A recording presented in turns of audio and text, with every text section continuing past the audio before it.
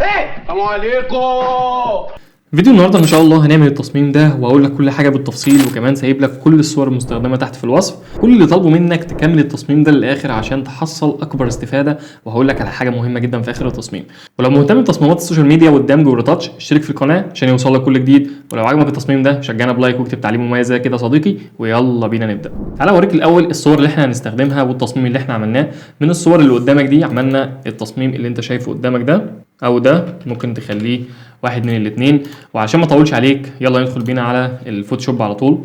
نعمل تصميم الاول 1920 في 1080 في ريزوليوشن 72. الحاجات دي بقولها كل حلقه طبعا للي متابع. اللي مش متابع طبعا احنا عاملين سلسله لتصميمات السوشيال ميديا والدمج، دي الحلقه 13 فيها. لو انت مهتم بالتصميمات دي ممكن تاخد البلاي ليست تبدا تشتغل عليها. بعد ما عملنا التصميم نبدا بقى نروح نجيب اول حاجه هي الباك جراوند اللي احنا هنشتغل عليها. ماشي، تعالى نوسع التصميم كده على الباك جراوند على قد التصميم بالظبط بالشكل اللي انت شايفه ده. بعد كده نيجي نبدا نعمل هنا ماسك. هنبدا نشيل الباك جراوند السما اللي ورا دي عشان هنجيب باك جراوند سما تانية الطف من كده بكتير. طب هنعمل كده ازاي؟ تعالى نرجع الصوره كده شويه ونيجي هنا طبعا بالبرش ونخلي هنا اللون الاسود ونكبر الفرشه، نخلي الاوباستي 100 والفلو 100 ونبدا نمسح الجزء اللي ورا ده زي ما انت شايف. والمهم جدا ان اجي ازود هنا الهاردنس شويه علشان الفيذر اللي هو عامله ده انا عايزه يبقى قوي شويه علشان ما يدخلش في الباك جراوند التانية. واجي ازود بعد كده الهاردنس شويه اكتر.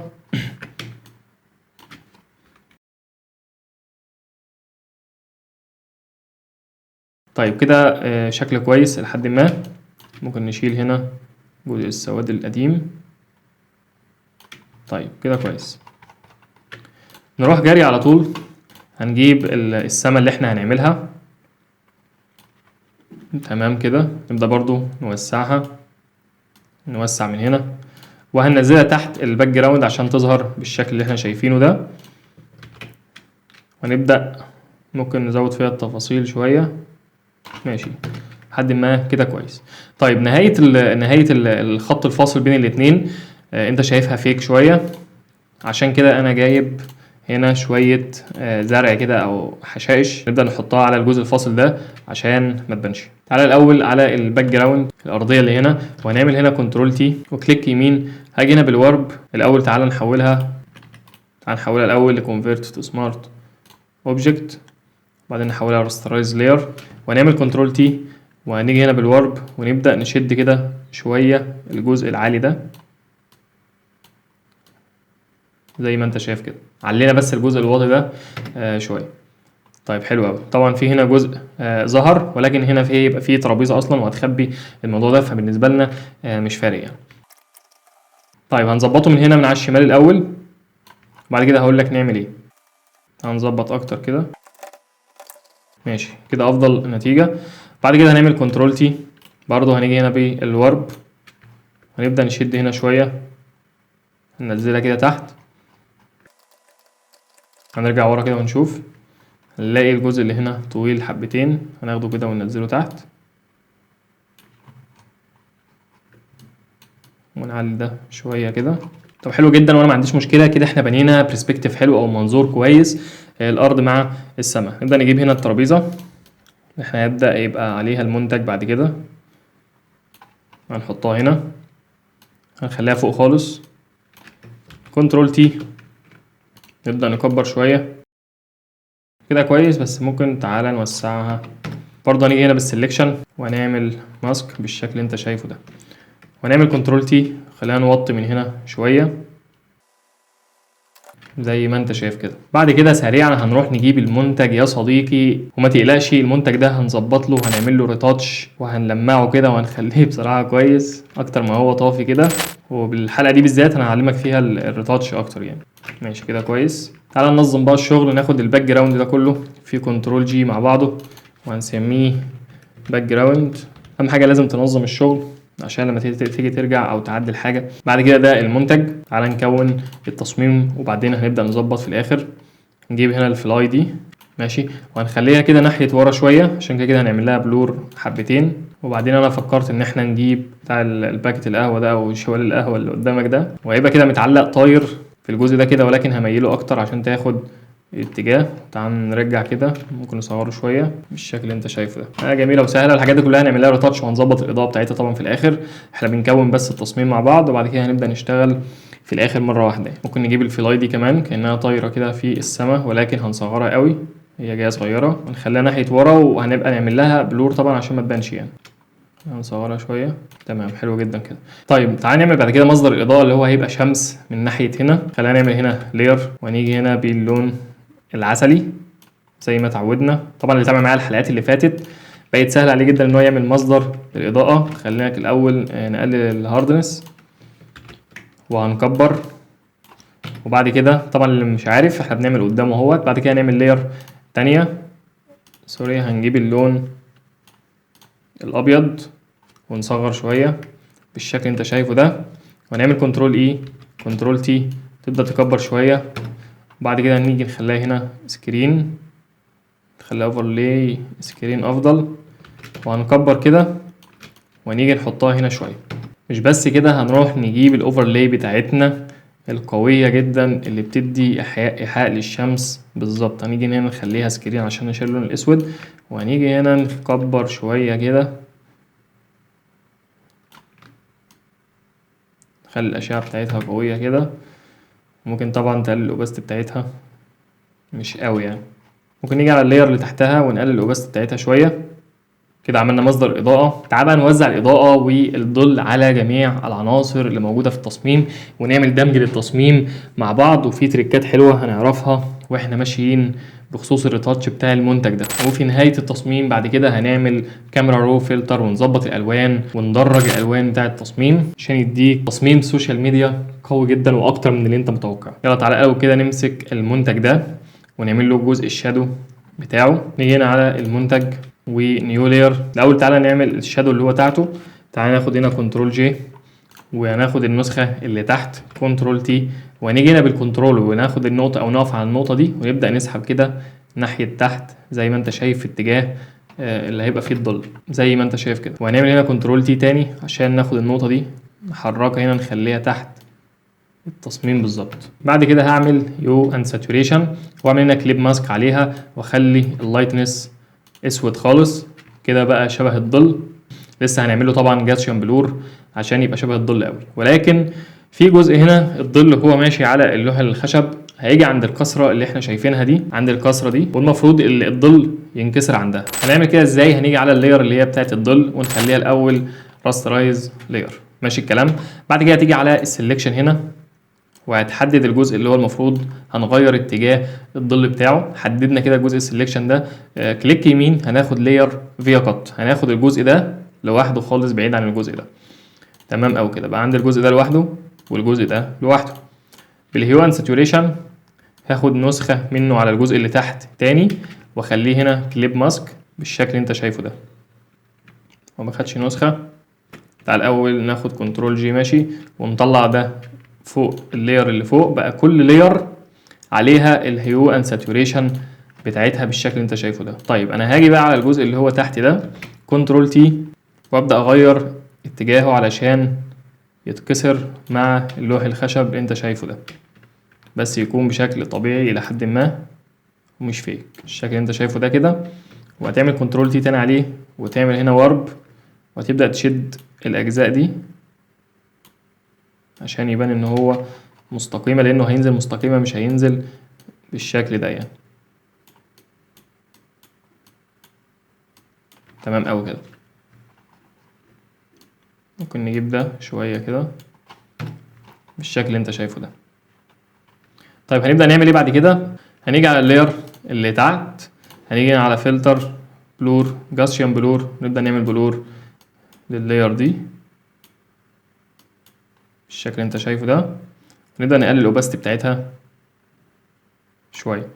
ونيجي برضو على اللاير اللي فوق هنعمل فلتر جاسيون بلور نفس التأثير ونقلل البلور كده. حصلنا على شادو واقعي جدا وتركيه وتفصيله مهمه قوي. طيب بعد كده هنيجي نعمل الشادو اللي تحت اللي هو اسمه كونتاكت شادو اللي هيبقى تحت المنتج نفسه. هعمل كده ازاي؟ هاجي هنا تحت المنتج وهعمل نيو لاير تانية ونجيب هنا البرش ونجيب هنا اللون الاسود وهنكبر كده البرش وهنيجي ونبططها تكون في اتجاه الخشب، وهنعمل هنا واحدة كده ونكبر كده. عملنا كونتاكت شادو اللي هي الحتة اللي تبقى اسود تحت التصميم بالشكل اللي انت شايفه ده كده. ده كده قبل وده كده بعد زي ما انت شايف. بعد كده هاجي على المنتج نفسه وهعمل عليه نيو لير، بس هخليها من ناحية فوق. طب عاملها ده ليه بالظبط؟ علشان اجي في الجزء اللي تحت ده المفروض ما يبقاش منور بالشكل اللي انت شايفه ده، فهبدأ اجي اضلم الجزء ده اللي هو نقطة التلامس زي ما انت شايف، واعمل هنا كليب ماسك، باجي ما بين التو لاير واعمل هنا الت كده. اي حاجة بتترسم في اللاير دي هتتعمل على المنتج فقط، مش هتخرج براه. وبعدين ارجع على لاير تاني واقلل، ممكن اخليها بليندنج اوبشن، ممكن اخليها اوفرلاي، واجي اقلل الاوباستي بتاعتها شويه بالشكل ده. ده كده قبل وده كده بعد. كان منور قوي كده بقى افضل بكتير. ممكن لو هو زياده ممكن اقلل الاوباستي والفيل بتاعها شويه بالشكل ده كده بقى كويس جدا. ده كده قبل وده كده بعد. طيب بعد كده هاجي على اعمل لاير تانية، وهاجي على الجنب ده المفروض يكون عليه شادو او الظل برضو بتاعه مش زي المواجه للشمس. الجزء ده هيبقى منور، الجزء اللي على اليمين، والجزء اللي على الشمال ده هيبقى فيه ظل. برضو هعمل كليب ماسك على التصميم علشان اي حاجه تترسم على التصميم فقط. واجي هنا همشي على الجزء الشمال بالسهوله دي، واجي هنا برضو على ممكن الاوفرلاي، او ممكن نختار، ممكن نخليه هارد لايت ونقلل الاوباستي قوي ونقلل الفيل قوي بالشكل ده كده. لو جينا نشوف بص، طفينا الاضاءه اللي هي كانت منوره على الشمال دي، طفيناها خالص بقت بالشكل القوي قوي ده. هنيجي بقى على الجزء اليمين ونعمل الجزء الشادو ده الجزء المواجه للشمس، فيكون طبعا قوي جدا. هنعمل هنا نيو لاير برضو هنخليها كليب ماسك على المنتج، واجي هنا على نفس درجه الاضاءه بتاع الشمس وابدا ارسم بالشكل ده كده. بعد كده هنيجي هنا نختار اوفرلاي، بص كده منور جدا وشكله حلو قوي. بس تعال قلل الاوباستي شويه بالشكل اللي انت شايفه ده. في تريكايه بقى انا هعملها لك مهمه جدا جدا جدا. هنيجي هنا على الادجستمنت لاير ونختار برايتنس اند كونتراست، وارجع تاني اخليها برضو كليب ماسك على اللاير بتاعتنا اللي هي بتتعمل عليها كل حاجه. نرجع تاني على البرايتنس نقف عليها، وبعد كده نروح على البروبرتيز ونبدا نزود قوي البرايتنس بالشكل اللي انت شايفه ده. وبعد كده هاجي على اللاير الابيض واعمل كنترول اي كده، هعكس اللي انا عملته خالص، فلاغى اللي انا عملته. وانا واقف عليها هاجي هنا بالبرش بس اللون الابيض علشان ابدا امشي على حدود المنتج من على اليمين، لان في اضاءه قويه جدا اللي هي جايه من الشمس من على اليمين، فبتعمل هرش كده، بيكون في حد منور قوي على التصميم. بعد ما نعمله هتشوفه تتفرج عليه. كل اللي انا هبدا اجي اعمله بعد ما خليت هنا كنترول اي قلبت الماسك، واجي هنا بالبرش باللون الابيض هبدا امشي على الحواف زي ما انت شايف كده، حواف فقط على المنتج.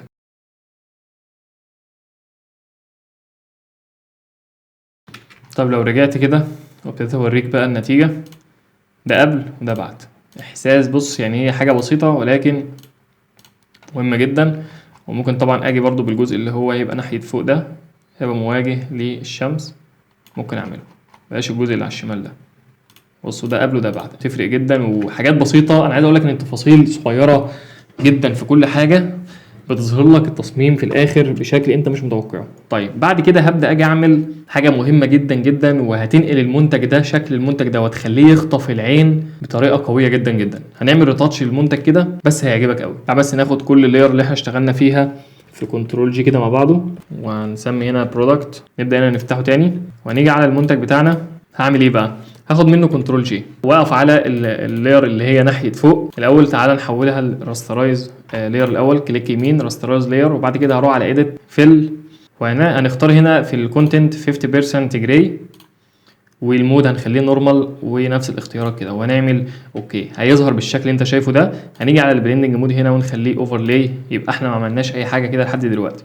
طيب هبدا اجي اعمل ايه بقى؟ بص بقى هعرفك هنا على اداتين قويتين جدا في موضوع الريتاتش ده. اول اداه وهي اداه الدوج، في اداه البيرن. اداه الدوج هتفتح واداه البيرن هنغمق. كل اللي احنا هنعمله هنيجي على الاماكن اللي هي فيها اضاءه وهنزود الاضاءه بتاعتها، والاماكن اللي فيها ظل هنزود الظل بتاعها. بس كده، هي حركه بسيطه جدا ولكن هتنقل لك المنتج في حته تانية خالص. تبدا تيجي تعمل ايه هنا وانت واقف على اللاير بتاعتنا؟ هتكبر كده الفرشه وتبدا تمشي. دي مثلا الجزء المنور، هتبدا تمشي كده ممكن نزود الاكسبوجر شوية. ده جزء منور تمشي عليه، اي جزء منور فيه لمعة تبدأ تمشي عليه كده. ده برضو جزء منور.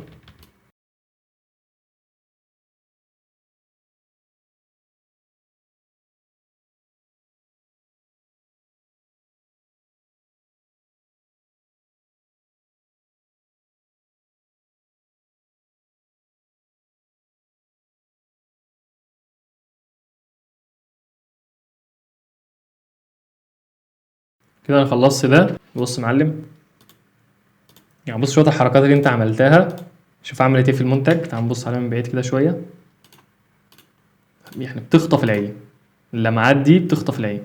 تعال نعمل بقى برضو على نفس اللاير. هنيجي هنا على الأداة التانية اللي هي اسمها بيرن تول. بيرن تول هتمشي على الغامق وتغمقه شوية، تمشي على الغامق وتغمقه شوية. يعني ايه الغامق؟ مثلا الجزء الأسود ده اهو، بص هتلاقيه بيغمق أكتر بالشكل اللي انت شايفه ده. الحتة دي مثلا اهي. او كل ما في الموضوع انك بتعمل كونتراست ما بين اللونين، فبيظهر بشكل قوي جدا يعني. اهو الغامق ده كله بتغمقه اكتر.